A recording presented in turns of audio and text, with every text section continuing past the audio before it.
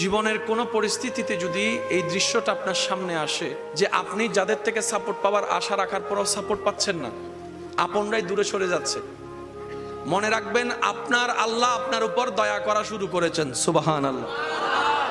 ওই বিপদ থেকে আপনি যাদের সাপোর্ট নিয়ে উঠতে চাচ্ছেন, রব চাচ্ছেন আপনাকে কেউ না করুক সাপোর্ট, আপনার আল্লাহই স্বয়ং আপনাকে সাপোর্ট করতে চাচ্ছে বলেই মানুষকে দূরে সরাই দিচ্ছে। সুবহানাল্লাহ। জীবনে যদি কখনো দেখেন কাছের মানুষ দূরে সরে যাচ্ছে, বেঈমানি করছে, দুই নম্বরই করছে, চোখ উল্টাই ফেলছে, আপনি বুঝে নেবেন আল্লাহ তাআলা আপনাকে দুনিয়ার আসল চিত্র দেখাচ্ছে। আপনি যেন বুঝতে পারেন আপনার আপন বলতে আল্লাহ ছাড়া, আপনার আপন বলতে আপনার নবী ছাড়া আসলে আর কেউ নাই, আসলে কেউ নাই, আসলে কেউ নাই। আপনার ভালোবাসার অধিকার পাওয়ার একমাত্র আল্লাহর আছে, স্রষ্টা হিসেবে নবীর আছে। আপনার উম্মত হিসেবে আপনি ভালোবাসবেন আপনার নবীকে, আপনি আল্লাহকে ভালোবাসবেন, আপনার নবীকে ভালোবাসবেন। এই বুঝটা